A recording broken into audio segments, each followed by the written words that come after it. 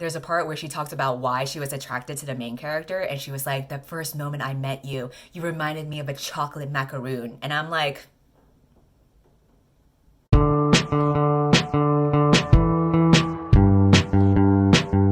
today I'm going to be talking about all of the books that I read in the month of February. Usually when I read books throughout the month, I try to change up the books a little bit so that I have a little bit of variety, a little bit of spice. But this time, this is the month where I read entirely all adult books, which was not on purpose. I had YA books that I was planning on reading, but I just ended up putting it off, and now we only have adult books. But the timing actually worked out because from now on, I am switching to the regular book of the month. If you are new to this channel, every month I work with Book of the Month to do a giveaway. They sent me the books that they picked for the month of March. Basically, this is a subscription service where they pick the 5 best new releases of books that are coming out. You can subscribe to them and pick a book for them to ship over to your house. It's a really easy way of discovering like what the new books are without doing so much research for it, or even paying like money that you would pay in regular bookstores. And even if you don't like a book or you're kind of slow at reading, you can still skip a month whenever you want and you wouldn't have to pay extra for it. These are the books that they chose for March. We have A Good Neighborhood, The Two Lives of Lydia Bird, Hour of the Assassin, Writers and Lovers, and The Splendid and the Vile. I'll be doing a giveaway to send out all of these 5 books. I will have a link in my description where you can enter. It's international shipping because I am paying my own money to help all you broke bitches out there. If you are a US resident and you want to get any of these books right away, you can use my code READWITHCINDY so that you can get your first box for $9.99. Now back to the books I actually read with all of their beautiful library stickers that always block the title of the book.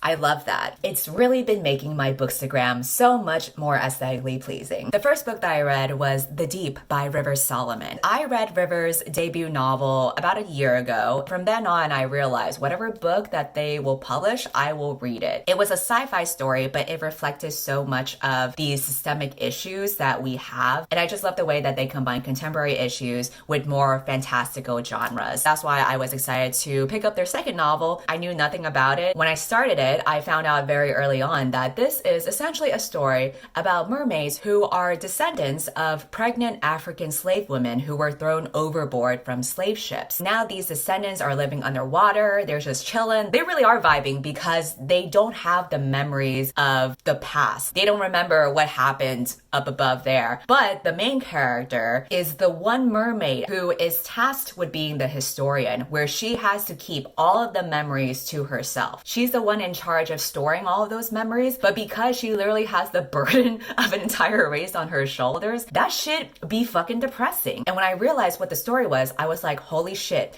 this entire book is an allegory for intergenerational trauma, which is literally what I think about every other week. I think that if you are a woman, especially if you are a woman of color, there's just so much shit that your ancestors have gone through throughout history that trickles down to who you are today. It's scientifically proven that a lot of times trauma from the past gets inherited and is part of our DNA. That's something that I've kind of come to terms with as I grapple with my depression. I realized that a lot of it is influenced by my genetics and from experiences of my ancestors. I think that trauma makes so much of who we are, and I love that this was kind of like the message of the story. It's so easy to try to forget about it or wish you could never remember it, but a lot of times when you reclaim your memories or reclaim the awful things that have happened to your family however long ago, it's part of reclaiming your identity as well. The story was so unique, it was so creative, it was so poignant. That being said, I still enjoyed An Unkindness of Ghosts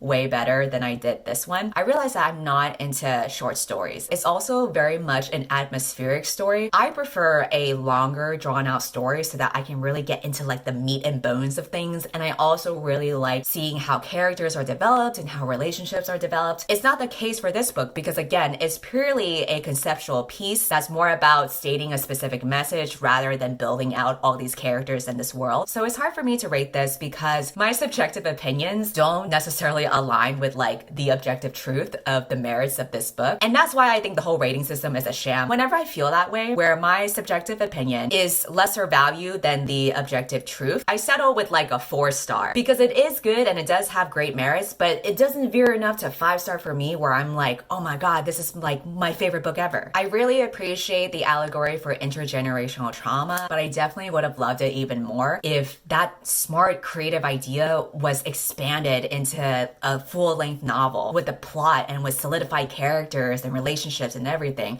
But I know that wasn't their intention, which is okay. Basically what I'm trying to say is I'm just a basic bitch who wants a Little Mermaid retelling. The next book that I read is The Nickel Boys by Colson Whitehead. This is a historical literary novel that takes place during the Jim Crow era. It follows 2 boys here who get sent to a reform school. The main character is this super precocious kid who wants to enroll in his local black college, but he makes an innocent mistake, and that basically destroys his entire future because he gets sent to this reform school, which is fucking terrible. It's called the Nickel Academy. It's basically this juvenile reformatory program. They try to give like physical and intellectual and moral training to all the boys who get sent there, which is basically code for abusing the hell out of them. A lot of these boys get beaten up, they get sexually abused, they get killed. It's really not a good time. And this is based on the real story of a reform school that actually existed in Florida. It operated for over 100 years and it just messed up the lives of so many black children. However, I would argue that this shit is still going on today. So I don't know why we're pretending this is historical because I guarantee you this kind of bullshit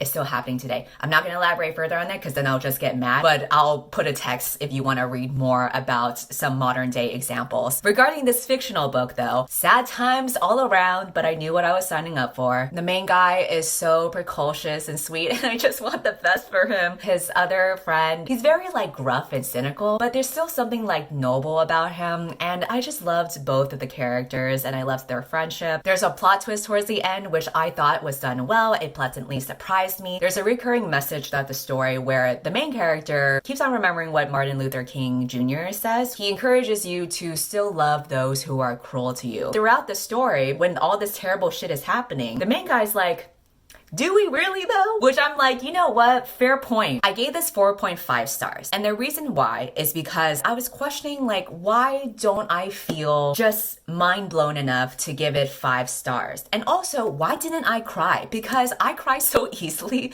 when I consume any kind of story. And I thought I was gonna cry when I read this one, but I didn't. And as I thought more about it, I realized that it was because even though he's such a good writer, his writing style is more in a journalistic tone. If I'm reading a fiction story that's based on real life, the difference between a fiction story and reading a Wikipedia page is the Wikipedia page just gives facts and reports with no feelings, whereas fiction is a chance for you to create a character and create relationships and really get into the emotional psyche of that character. And while I did feel for these characters, we were so limited by what was really going on in his head, and as a result of that, it limits the internal narrative and the emotional experience. And I think that's why I didn't cry, when again, it would have been so easy for me to do so if the author had just sprinkled a little bit of that in. I would have been a baby for sure. There was definitely an opportunity to add that extra layer of emotional depth that would have really made the entire story so heart-wrenching and made me cry like a little bitch. But the author didn't seize that opportunity. Maybe that's just the way that he writes, where it's a bit more clinical and journalistic, and that's why I wanted to settle between 4 and 5 stars. Great book, and it was like the perfect length too. Not too long, not too short.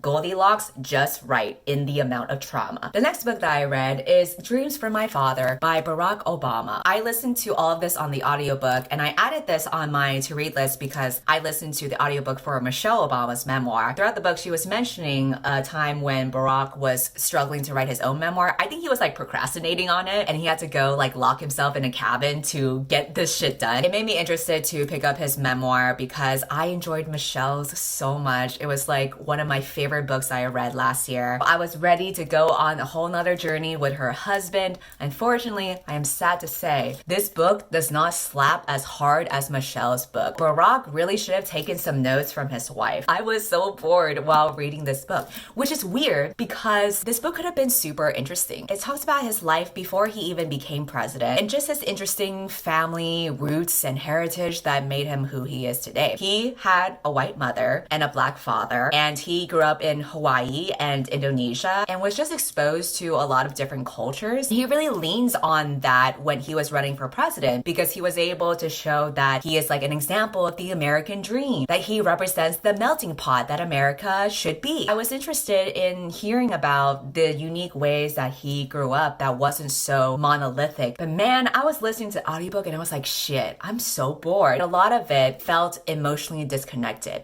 It felt like I was reading a Wikipedia article of his family history rather than really getting his true thoughts and feelings. That was what I loved so much about Michelle Obama's book, because you really got like an intimate insight to what she was going through, what she felt sentimental about, and the different factors that made up who she is today. I didn't get that from Barack's book. There were some cases where he does try to share some personal insights, but even when he does add personal anecdotes, it still feels disconnected. I don't know if it was his writing style. Maybe it's the fact that he fucking procrastinated writing this book and had to lock himself in a cabin, because when I was listening to audiobook, some part of me was thinking, damn, I can kind of tell that he had to force himself to write this book. Or maybe Michelle Obama just had a better ghostwriter, but this just wasn't hitting it for me. I wish it wasn't so prescriptive. I wish it had more feeling to it. If I want to learn about facts, I'll just read a Wikipedia article about you. I want to hear about your feelings, damn it. Basically, what I learned is that Michelle is definitely the superior one in the relationship, but we already kind of knew that. The next book that I read is Octavia's Brood, and this is an anthology that comprises of social justice stories that take place in the science fiction realm. I picked it up because An Unkindness of Ghosts made me realize that I love it when sci-fi or speculative fiction reflects our ideas of political activism or intersectionality. I just think it's such a creative way of portraying those things. But unfortunately, I'm realizing that anthologies and short stories are not for me. With anthologies, it's so hard for me to actually enjoy them cohesively. It's so inconsistent. You're basically dealing with so many different writers who have different experience levels. A lot of these writers here, this was like the first time they ever wrote a story, and you can kind of tell.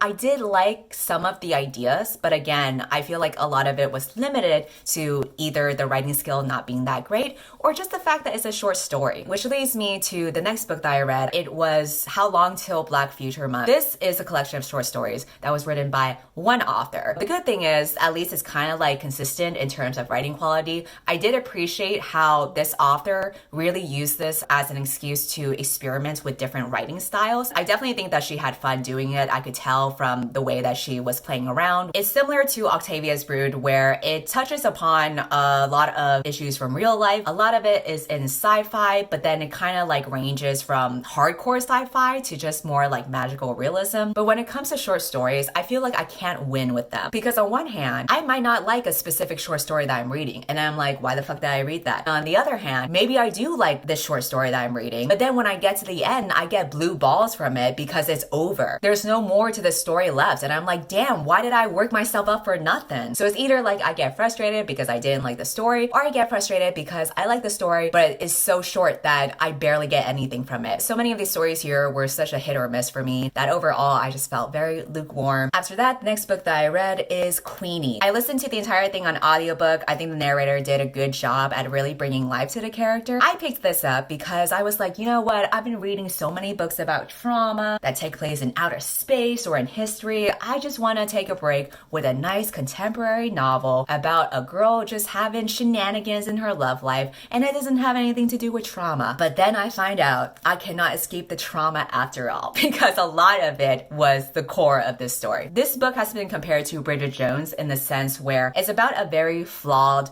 character who gets into a lot of self-destructive habits. And this starts when she goes on a break from this guy that she thought was like the one for her. He wants to take a break from their relationship, and she is so distraught from this, and she tries to figure out like how to move on or how to wait and buy time until he eventually comes back to her. She ends up seeking comfort in all the wrong places by consistently going through a bunch of strange guys that she meets online and sleeping with them even though they don't treat her right. But it is similar to Bridget Jones in the sense that this main character is like a bumbling female protagonist who gets caught up in all of these scrubby ass men and has all these terrible yet dark comedy kind of shenanigans. The core of this book that it ultimately reaches to is coming to terms with her self-worth, or lack of it. How she tries to find validation in men that treat her like shit, and how her childhood and her past experiences have influenced the way that she is and the way that she kind of goes on these self-destructing habits. So I did appreciate the way that this book showed the struggles of not just like any person who deals with that kind of stuff, but just like as a woman of color specifically. Because so much of being a woman of color and being a Black woman has impacted her. The way that she views herself, especially in comparison to her white peers, the way that she internalizes racism and has to learn to love herself, and also the stigma of seeking therapy in her culture. If you're a person of color, it's very common to deal with internalized racism. That's something that I've had to deal with as well. It's also common to not really have mental health be a topic that you discuss about in your culture. I empathize with the main protagonist a lot. However, I end up rating this book 3 stars and I still felt kind of meh about it. When I looked up other reviews, I saw that a lot of people who didn't like the book as much had a problem with the main female character because they thought that she was kind of annoying, that she kept on making the same mistakes over and over and it was so tiring. That wasn't really the reason why I wasn't into it. I actually do like reading or watching female protagonists who are self-destructive and flawed because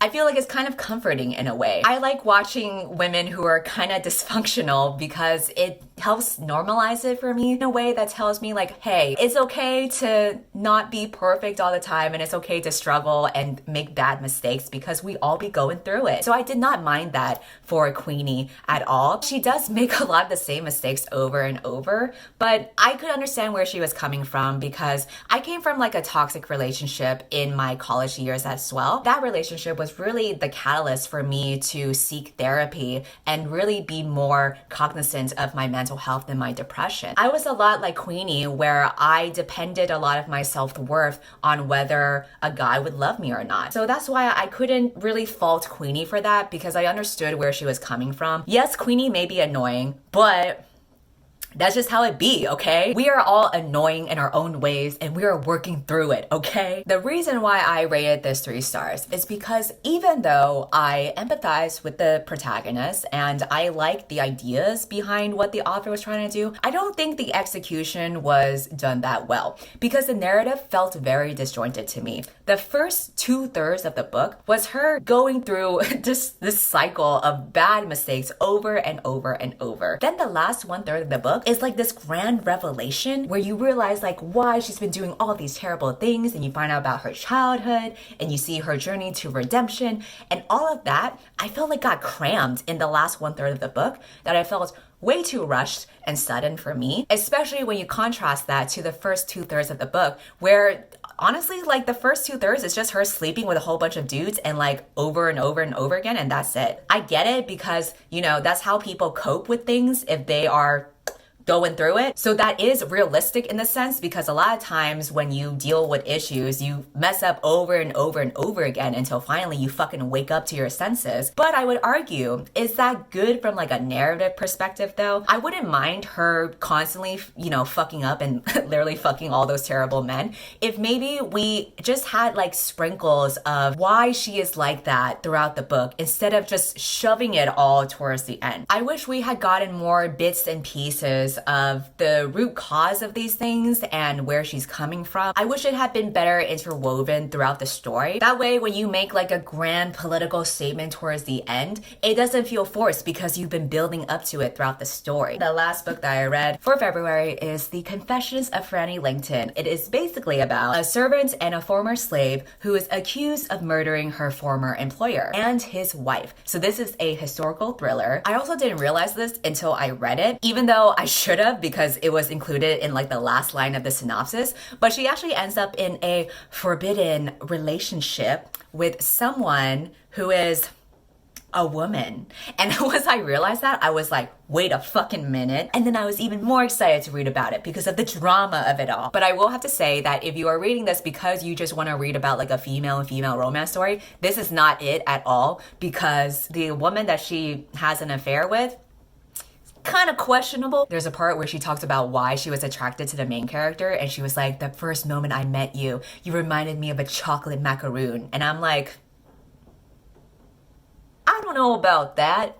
I like macaroons, but I don't know if I like this comparison. So basically what I'm trying to say is, it's not like a romanticized relationship. I mean, there really is like tenderness and like caring, but the romance is flawed in a lot of ways, and it's not supposed to be like an ideal situation. It's really more about the main character's life and her emotional journey. And I really, really enjoyed the book. The main strength of this book is just the beautiful writing that it had. I was so surprised to find out that this was a debut novel because there were so many lines in this book that were just a fucking banger. Here are my favorite lines. I think the point of reading is not to feel more of a part of the world, but less, to take oneself out of it.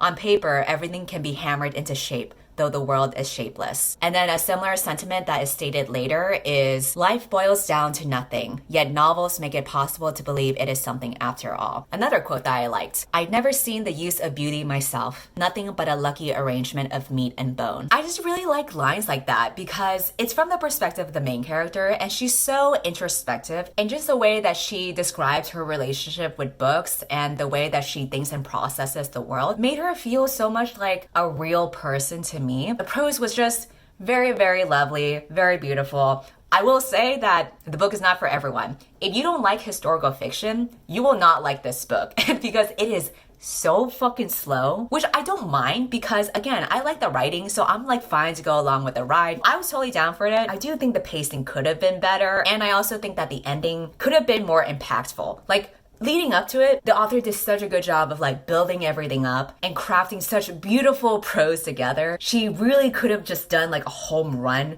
with the ending and made it either emotionally satisfying or give me like a punch in the gut. And I feel like neither was fully taken advantage of. So the story itself wasn't like, bam, but the prose was like great, and that's why I rated it 4 stars. Those are all the books I read in February, and for the month of March, I have so many books I plan on reading that I won't actually know if I'll get to read all of them. Right now, I am reading The Diviners and the second Harry Potter book. I meant to read these in February, but I was just putting them off. Now they are in the backlog for this month. I'm also buddy reading with Angela from Blonde Books. We are gonna read The Guinevere Deception and The Couple Next Door, but I don't know because I have so many other books that I need to read, like Men We Read and Tell the Truth and Shame the Devil. These are both memoirs, but I don't know how soon I should read them because they are both very, very, very sad. I'm currently listening to the audiobook for The Wives. I've heard very mixed reactions on this, so I just picked it up because I'm very curious where I stand. I also got the second book for A Curse So Dark and Lonely. This is the sequel. This one just ended up being available at my library. I was on the waitlist for a while. Before I end this video, I owe 2 shoutouts. What I do is for every 10,000 subscribers that I have, I will shout out a smaller booktuber who has less than 10K. Now I have 120K, which means I owe 2. Fortunately, I already filmed my shoutouts in the past. Here's a message from past Cindy. The first person I want to shout out is Mariam Reads Sometimes. She is an Arab booktuber, and she has made a lot of fun videos, including one where she reads 3 YA staples, including City of Bones,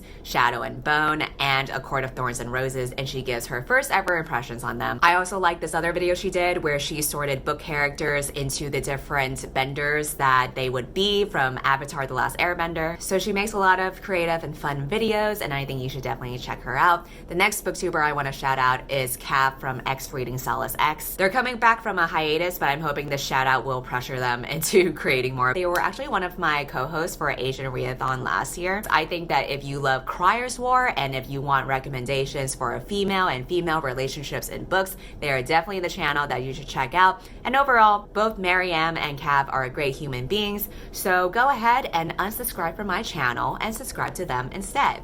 Alright, goodbye. Now I got my feelings out the door. Man, I feel so stupid. Romance, I ain't flew. Wait, could you teach me a thing or two more?